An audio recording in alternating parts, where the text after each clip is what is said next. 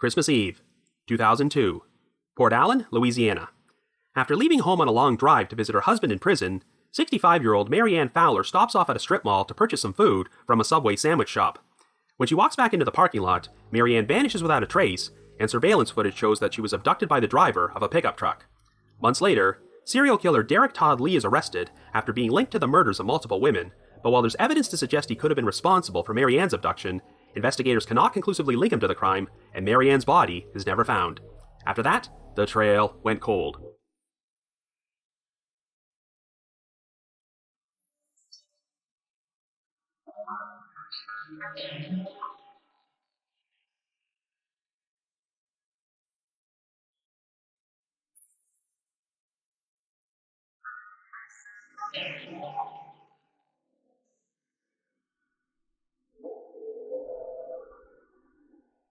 Hello everyone, and welcome to our latest episode of The Trail Went Cold. I'm your host Robin Warder, and today we're going to be covering an horrific unsolved abduction, the 2002 disappearance of Mary Ann Fowler. Since we've entered the month of December, and are edging ever so closer to Christmas, our podcast is going to spend the next 2 weeks covering some cold cases which took place around the holidays. This particular case was suggested to me last year by a listener from Louisiana named Cody, so I thought now would be an ideal time to cover it. Before she went missing, Mary Ann Fowler was best known for being the husband of Louisiana's former elections commissioner, who wound up going to prison after he became embroiled in a major scandal involving bribery and fraud. Mary Ann was planning to visit her incarcerated husband for Christmas, but before she arrived, she would stop off at a strip mall to purchase food and was abducted from the parking lot. At the time, Louisiana was in the midst of being terrorized by an assailant nicknamed the Baton Rouge serial killer, who was responsible for the murders of several women before he was identified as a suspect named Derek Todd Lee and arrested 5 months later. Lee was eventually sent to death row, and while Mary Ann Fowler was older than Lee's other known victims, investigators explored the possibility that he could have also been responsible for her abduction. Indeed, there was some compelling evidence to suggest he was the perpetrator, but there just wasn't a smoking gun to conclusively link him to the crime. Since Mary Ann's body has still never been found, it remains up for debate whether or not she fell prey to the Baton Rouge serial killer, so we're going to explore that possibility on today's episode. However, before we get started, just a quick reminder that The Trail Went Cold is a weekly podcast, which is currently available for download on several platforms, including Apple Podcasts, Stitcher, Google Podcasts, and Spotify. So if you like this podcast, be sure to subscribe to it, and please leave us a rating or review on any of those sites to help spread the word.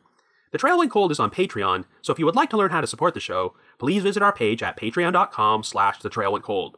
For as little as $1 a month, you can garner access to exclusive rewards, which may include stickers and thank you cards, early access to episodes, and bonus content. Oh, and I also have one more quick reminder. By popular demand, The Trail Went Cold is going to be closing off 2020 with another special Q&A episode, much like the one we released 2 years ago, where you can send me questions about myself and the podcast, and I will record my answers for the episode. If you would still like to send in some questions, but haven't already done so, please send me an email under the subject line, Trail Went Cold Q&A, to robin.warder@icloud.com. The deadline for receiving questions is next Wednesday, December the 16th. So with all that out of the way, let us now delve into the disappearance of Mary Ann Fowler.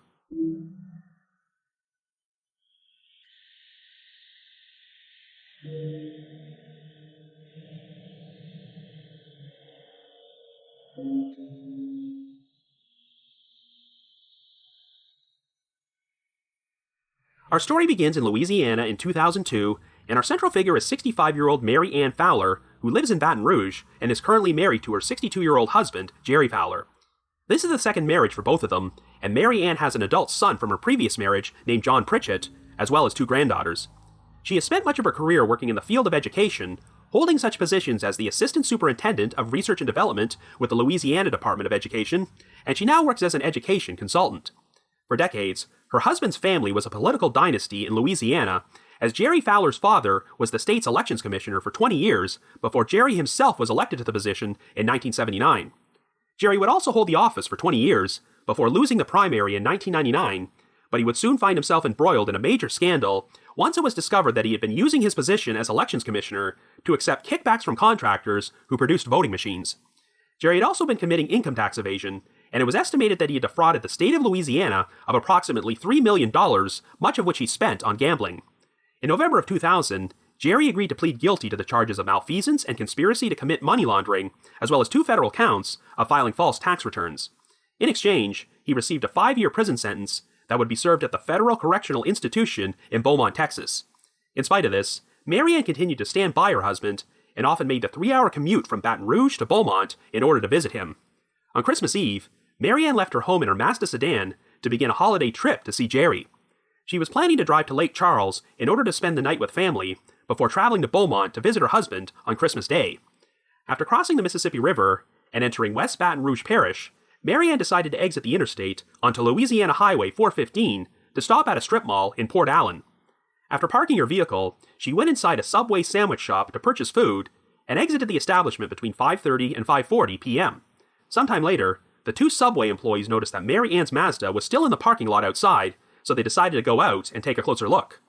They discovered that Mary Ann's purse, keys, and the food she had purchased were lying on the ground in an open parking spot next to her vehicle, and the contents of her purse had scattered everywhere. Some of Mary Ann's false fingernails were also on the pavement, which suggested she had been involved in a violent struggle before she was abducted. The West Baton Rouge Parish Sheriff's Office were quickly summoned to the scene and discovered some tire tracks in the parking lot which may have belonged to the vehicle used to abduct Mary Ann. Since some wrapped Christmas presents, which Mary Ann had been planning to give to her husband, were still in the back seat of her car and her purse was on the ground, it appeared that robbery was not the motive for the crime. There were no witnesses from the strip mall who reported seeing or hearing the abduction, but investigators would eventually obtain some black and white surveillance footage from a security camera inside a liquor and tobacco store located 2 doors down from Subway. The camera was on a constant rotation and would capture a view of the parking lot through the front windows every 55 seconds. While it was partially obscured by the building's awning, the spot where Mary Ann's Mazda had been parked was visible, so the footage would be sent to the FBI for enhancement and analysis. They were able to make out what appeared to be the grille for a dark-colored 1994 or 1995 Chevrolet pickup truck parked next to the Mazda, but most disturbingly, it was now apparent that the camera had captured snippets of Mary Ann's abduction. At one point, Mary Ann could be seen walking up towards her car before a man grabbed her from behind. The camera then rotated away from the windows, but when it returned, it showed this man climbing into the pickup truck before speeding away. Unfortunately, the only part of the abductor which was visible on the footage was the back of his head, so it was impossible to make an identification. The authorities launched a massive search effort which lasted 12 days and covered over 500 miles, but they failed to turn up any trace of Mary Ann. After learning about his wife's disappearance, Jerry Fowler's attorneys lobbied for a furlough so he could be released from prison and help participate in the search effort, but their request was denied. Investigators did look into the possibility that Mary Ann's abduction could have been connected to her husband's past criminal activities, but they found nothing to suggest this was the case, and since no one phoned in any demands, it seemed very unlikely it was a ransom kidnapping. Well, right from the outset, there was speculation that Mary Ann was the victim of an unidentified individual who had been terrorizing the area and would become known as the Baton Rouge serial killer. In fact, on the very same day Mary Ann was abducted, it was publicly announced that DNA evidence had just linked the killer to his fourth victim. At this point, the killer's first confirmed victim was 39-year-old Gina Wilson Green, who had been raped and strangled to death inside her Baton Rouge home in September of 2001. DNA testing would eventually link this crime to 2 more murders in Baton Rouge. 23-year-old Louisiana State University student Charlotte Murray Pace, who was raped and stabbed to death inside a residence in May of 2002, and 44-year-old Pamela Kinnamore, who disappeared from her home in July of that year before her body was discovered underneath the Whiskey Bay Bridge 4 days later, where she had been raped and had her throat slit. On November the 21st, 23-year-old Trenisha Dene Colomb went to visit her mother's grave in the town of Grand Coteau, but vanished after parking her car outside the cemetery. 3 days later, her body was discovered in a wooded area, and it turned out that she had been raped and beaten to death. On Christmas Eve, it was announced that DNA testing showed that the same person responsible for killing Trenisha had also committed the previous 3 murders. On March 3, 2003, the Baton Rouge serial killer would claim another victim when 26-year-old Carrie Lynn Yoder vanished from her apartment and remained a missing person for the next 10 days. Much like Pamela Kinnamore, Carrie's body would be discovered underneath the Whiskey Bay Bridge. She had been raped, beaten, and strangled to death, and DNA evidence would show that the same perpetrator was responsible. But within the next 2 months, a suspect would emerge from the investigation into an unsolved missing persons case in the nearby town of Zachary. On April 18, 1998, 28-year-old Randy Mabrewer disappeared from her home after an apparent abduction in the middle of the night. Randy's 3-year-old son had slept through the whole thing and went to a neighbor the following morning to report that his mother was missing. While Randy's body was never found, there was enough blood at the scene to indicate that foul play had taken place, and semen containing unidentified male DNA was on a trash can liner at the residence. The case remained cold for 5 years until a detective with the East Feliciana Parish Sheriff's Office passed along a tip to an investigator with the Attorney General's office, which involved a 34-year-old person of interest named Derek Todd Lee, who lived in the town of St. Francisville and had allegedly once told an acquaintance that he was involved in Randy Mabrewer's disappearance. It turned out that Lee had a prior criminal history for such offenses as burglary and stalking, so the investigator decided to question Lee about the case and obtained a court order to collect a sample of Lee's DNA. Well, sure enough, not only was it a match to the DNA found in Randy Mabrewer's residence, but it also linked Lee to the murders of Gina Wilson Green, Charlotte Murray Pace, Pamela Kinnamore, Trenisha Dene Colum, and Carrie Lynn Yoder. By the time the match was made, Lee had already fled the area, but he would be captured in Atlanta on May the 27th and extradited back to Louisiana. Within a month, DNA testing would conclusively link Lee to another unsolved crime, the murder of 21-year-old Geraldine DeSoto, who was stabbed to death inside her home in the town of Addis on January the 14th, 2002. It turned out that Lee was also responsible for the attempted murder of another female victim, which took place on July 9th of that year, when he entered the mobile home of a woman named Diane Alexander and attempted to rape, beat, and strangle her to death with a telephone cord. The only reason Diane wound up surviving is because her son just happened to return home at that moment, forcing Lee to flee the scene. In August of 2004, Lee would stand trial for the death of Geraldine DeSoto, but since she was not sexually assaulted, the district attorney only elected to charge him with second-degree murder, believing that a conviction for first-degree murder would be harder to obtain. Nevertheless, the jury found Lee guilty of the crime, and he received a sentence of life imprisonment without the possibility of parole. 2 months later, Lee stood trial for the rape and murder of Charlotte Murray Pace and was once again found guilty, but this time, he was sentenced to death via lethal injection and would be transferred to death row at the Louisiana State Penitentiary in Angola. Even though Lee had been conclusively linked to 7 murders, investigators suspected that he may have had additional victims and explored the possibility that he was responsible for the disappearance of Mary Ann Fowler. Well, in December of 2002, Lee was driving a maroon-colored 1994 Chevrolet pickup truck, which resembled the truck seen in the surveillance footage at the scene of Mary Ann's abduction, and it turned out that Lee had sold it only days after investigators publicly announced that they were searching for a truck matching that description. A search of Lee's cell phone records would place him in the general area of the crime on Christmas Eve, as he made a call at 5:20 p.m., which pinged off a cell tower in the village of Grosse Tete, located just 14 miles outside Port Allen. Lee also did not have an alibi during this time period, as his wife Jackie and their 2 children returned to their home in St. Francisville that night and were surprised to discover that he was not there. Lee never phoned his wife to let her know where he was, and he had still not returned home by the time she went to bed at 11 o'clock. Jackie claimed she never saw him until she briefly woke up between 4 and 5 a.m. and noticed he was now in bed beside her. However, all attempts to link Lee to the crime were unsuccessful. The presence of Mary Ann's false fingernails at the scene seemed to indicate that she put up a violent struggle against her abductor, but disappointingly, the nails did not contain any traces of male DNA. The pickup truck Lee had sold in the weeks following the abduction was recovered and given extensive forensic testing at the State Police Crime Lab, but they failed to turn up any physical evidence which could link the truck to Mary Ann's case. Since the truck's new owner worked in construction and often loaded mortar and sand in there, this might have ruined any chances of obtaining usable DNA. In May of 2004, Mary Ann's surviving family had her declared legally deceased, and after spending 4 years in a Beaumont prison, Jerry Fowler was allowed to serve the last year of his sentence at a halfway house in Baton Rouge before he became a free man again. Following his release, one of the first things Jerry did was organize a memorial service for his missing wife, but Jerry himself would pass away of heart failure in January of 2009 at the age of 68.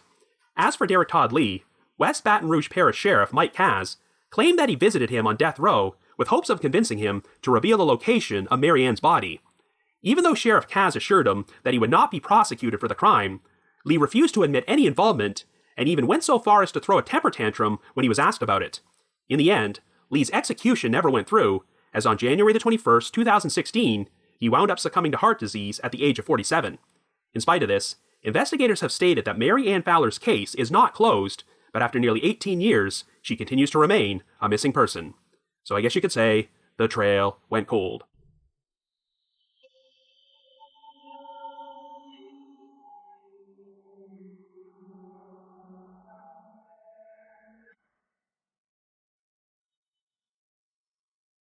So it's crazy to think that this story begins with an entire subplot involving a political scandal, which likely had nothing to do with the case. You have an elections commissioner from a very respected family who had been a political dynasty in the area for decades, until he committed serious fraud and went to prison. I mean, given all the drama surrounding elections these days, accepting bribes from voting machine contractors is a pretty big deal.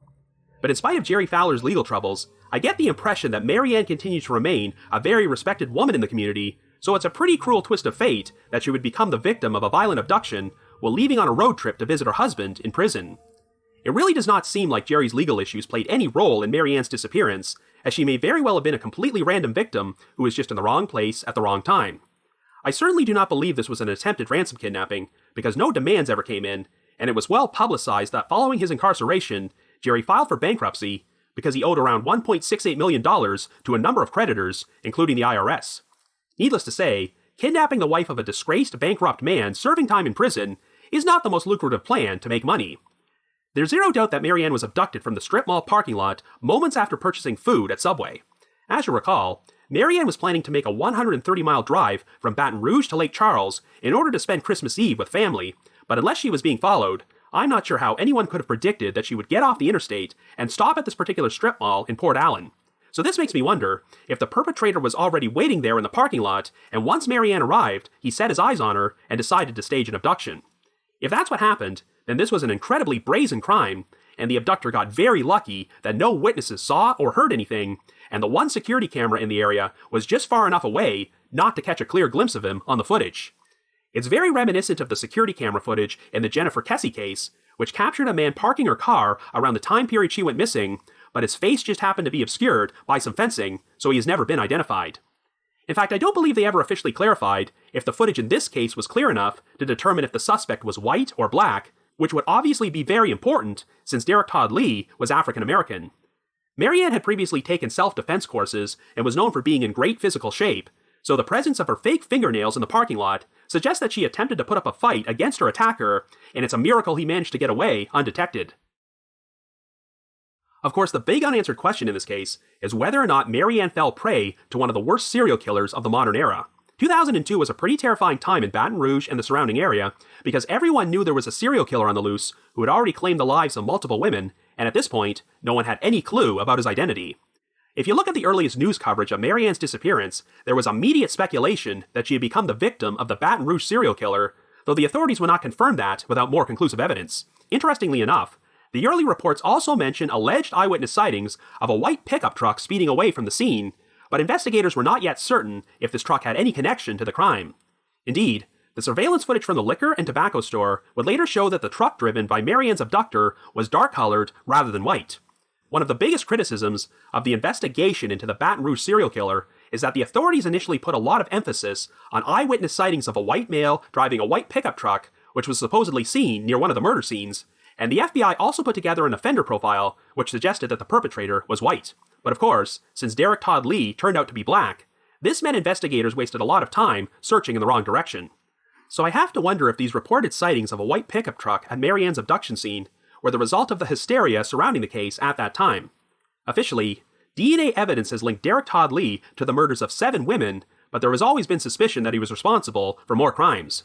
Mary Ann's son, John Pritchett, has publicly expressed his belief that Lee abducted and murdered his mother, but here's an odd coincidence which links these two men together.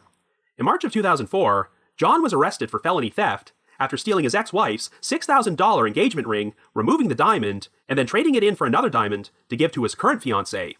Well, John wound up being taken to the West Baton Rouge Parish Jail in Port Allen, and it turned out that Lee was being held there at the exact same time for an upcoming court hearing, though I do not believe their paths actually crossed.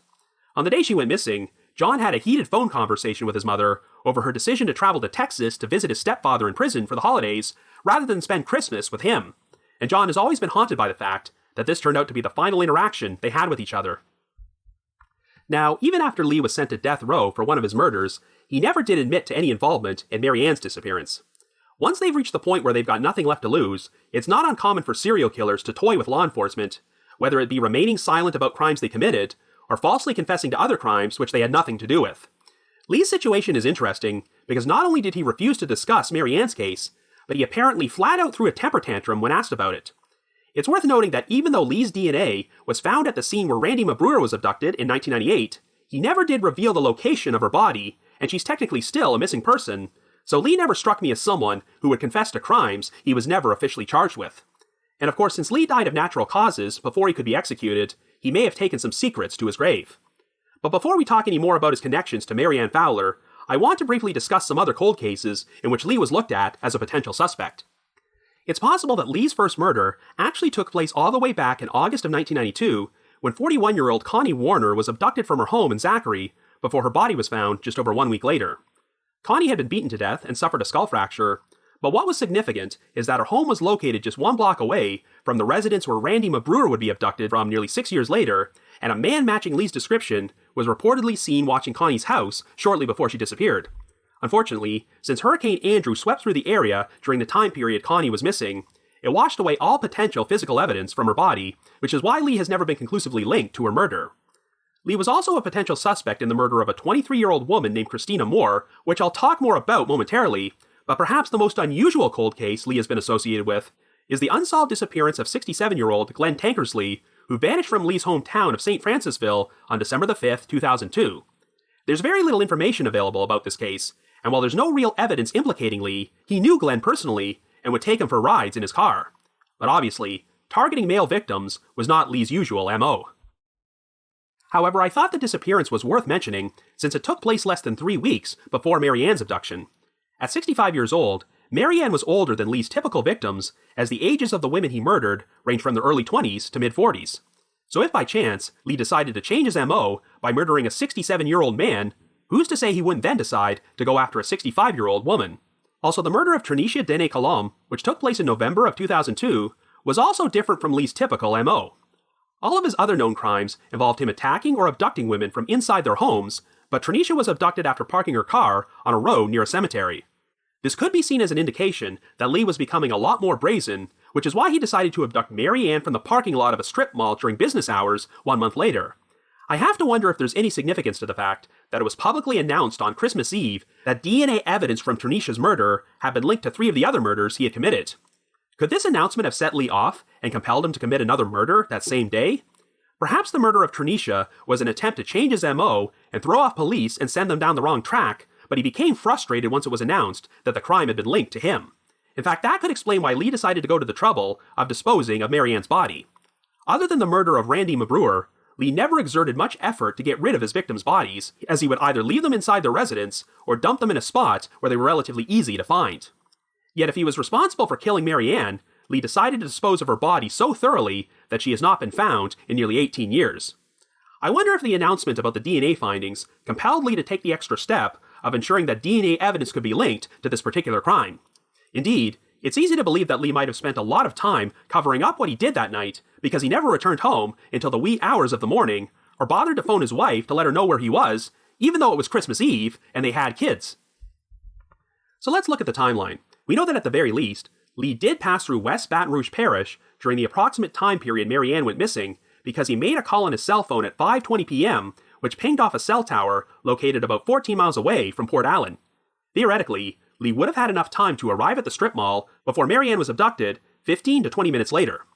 However, one detail which is particularly interesting is that the next call placed from Lee's cell phone took place at 11:20 p.m. and was picked up by a cell tower in St. Gabriel, located just outside Baton Rouge in Iberville Parish. And remember how I just mentioned the unsolved murder of a woman named Christina Moore? Well, on May the 23rd, 2002, Christina vanished while jogging along River Road in Baton Rouge and would remain a missing person for nearly a month before her remains were discovered in a ravine next to the Greater Ebenezer Baptist Church, which is located on River Road in Iberville Parish. Christina's cause of death was blunt force trauma to the skull, and since the location she went missing from was in close proximity to the residence where Charlotte Murray Pace was murdered 8 days later, Lee was looked at as a suspect. But unfortunately, since Christina's remains had been exposed to the elements for so long, there was no available physical evidence which could conclusively link him to the crime. The most significant point is that the cell tower which picked up Lee's phone call on Christmas Eve was only a few miles away from the spot where Christina's remains were found. This led to speculation that Lee could have disposed of Mary Ann's body in this same area, but while a search effort failed to turn up any trace of her, they did find a copy of a book which Mary Ann was known to have owned. As far as I can tell, no one was able to determine what Lee would have been doing in Iberville Parish on Christmas Eve, and his whereabouts during the 6-hour window between his 2 cell phone calls have never been accounted for. It also seems like a convenient coincidence that Lee made the decision to sell off his Chevrolet pickup truck only a few days after the police publicly provided a description of the truck which was used to abduct Mary Ann. It's reminiscent of the episode I released a few weeks ago about the unsolved disappearance of Erica Baker, where rumors spread that she was killed in a hit-and-run accident involving a van, and the prime suspect wound up selling his van only a few weeks after she originally went missing. So if Lee was responsible for Marianne's abduction, it seems likely that they just happened to be in that strip mall parking lot at the same time, and she was a completely random victim. But if that's what happened, why did Lee decide to abduct her at that particular time? After all, Christmas Eve seems like a really unusual time to commit murder, especially when you have a wife and 2 children waiting for you at home. Well, even though Marianne was 65 years old, if you look at photographs of her, she definitely looks much younger, and could easily have passed off as being in her mid to late 40s, so I wouldn't let her age disqualify her as being one of Lee's potential victims. But the detail I find particularly interesting is that Marianne just happens to bear a striking resemblance to Lynn Marino, the mother of one of Lee's other victims, Pamela Kinnemore.